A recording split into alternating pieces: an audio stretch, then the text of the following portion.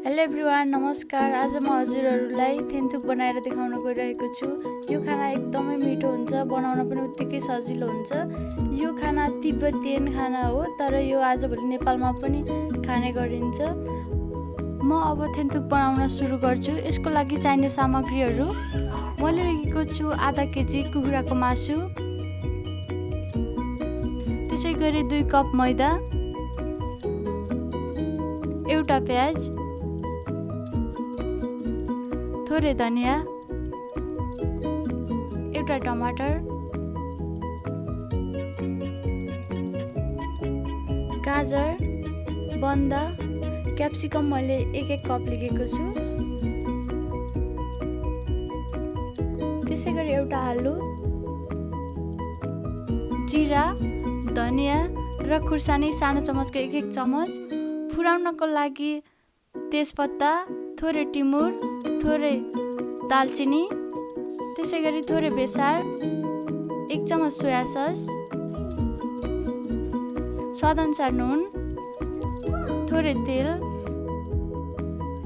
मैले एउटा प्यान बसालेको छु। म यसमा 2 चमच तेल राख्छु। यो तेल तातिसकेपछि अघिको फुराउने कुराहरूलाई फुराउने। यसलाई धेरै फुराउनु हुन्न, 1 मिनेट जस्तो मात्र। धेरै फ्राई भने डढ्न सक्छ, त्यसैले अब म यसमा चिकन राख्छु। चिकन राखेर एकचोटि मजाले चलाइदिने।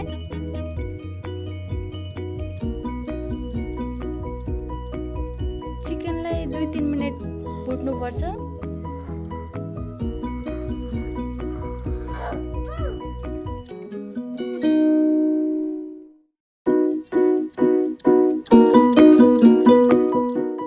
स्टक बनाउनको लागि म यसमा 5-6 कप पानी राख्छु।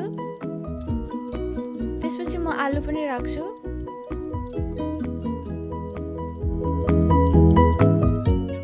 त्यसपछि यसलाई ढाकेर 15-20 मिनेट मिडियम हिटमा पकाउनु पर्छ। यता स्टक बन्दै गर्छ। म अब पिठो मुस्छु। पिठोमा थोरै घिउ राख्ने, त्यसपछि थोरै नुन पनि राख्ने, अनि यो पिठोलाई थोरै थोरै गर्दै थोरै पानी राख्दै मुस्नुपर्छ, किनभने धेरै पानी राख्यो भने यो गिलो हुन्छ, सारो पनि हुनु हुँदैन। त्यसैले थोरै पानी राख्दै मुस्नुपर्छ।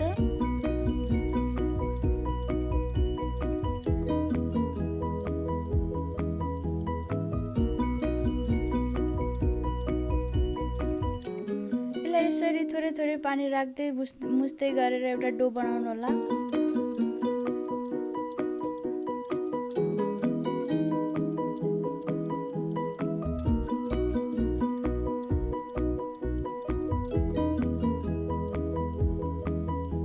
रेडी भइसकेको छ। अब यसलाई 10 मिनेट जति छोपेर राखिदिनु होला। 10 मिनेट पनि भयो। अब म यसलाई रोटीको साइजमा बेल्छु।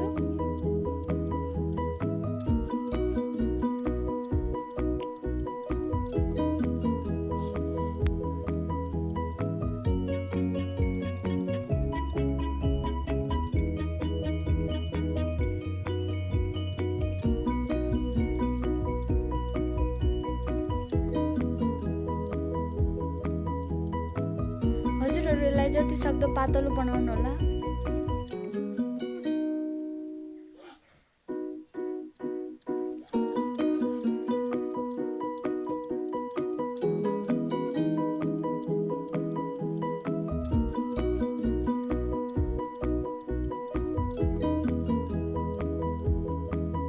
थेन्थुकको नुडल बनाउनको लागि यसलाई लाम्चो आकारमा काट्नुपर्छ।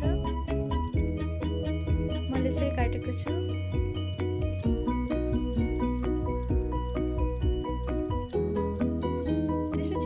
थोरै तन्काउँदै चुडालेर राख्नुपर्छ।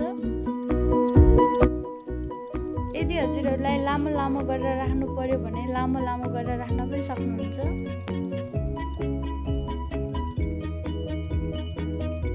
हाम्रो स्टक पनि रेडी भइसकेको छ। एकदमै मिठो बास्ना आएको छ। अब म यसलाई छान्छु।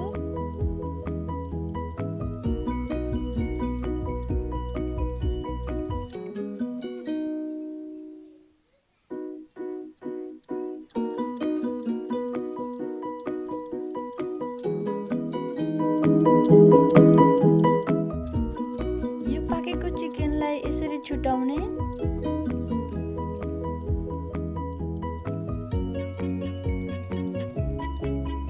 यसरी छुटाइसकेपछि यो आलु र चिकनलाई म फेरि पछि युज गर्छु।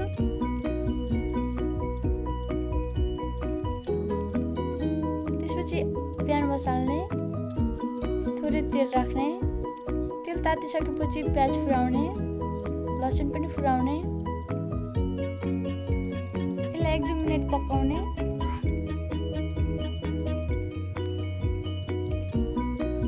त्यसपछि यसमा अघिको सबै भेजिटेबल राख्ने।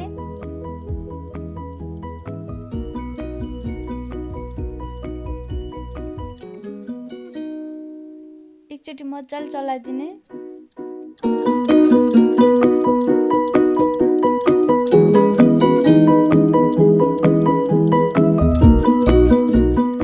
अघिको सबै मसलाहरू राख्ने।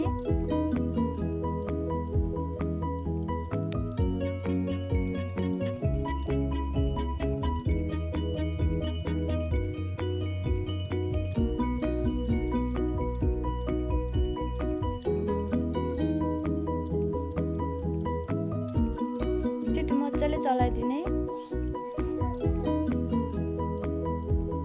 त्यसपछि टमाटर,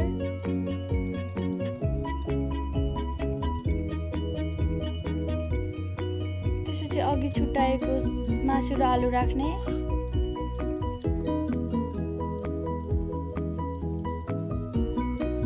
एकचोटि मजाले चलाउने र 2-4 मिनेट पकाउने।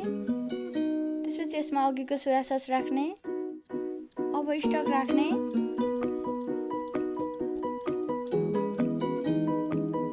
स्टक उम्लिन थालिसकेपछि यसमा अघिको नुडल्स राख्ने।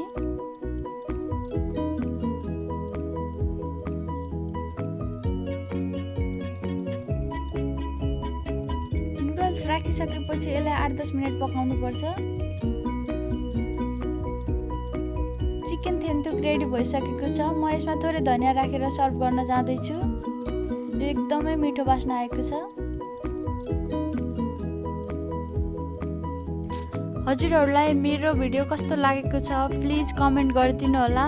यदि हजुरहरूले सब्स्क्राइब गर्नुभएको छैन भने मेरो च्यानललाई सब्स्क्राइब गरिदिनु होला। हजुरहरूको एक सब्स्क्राइबले मलाई ठुलो प्रेरणा मिल्नेछ। Thank you so much.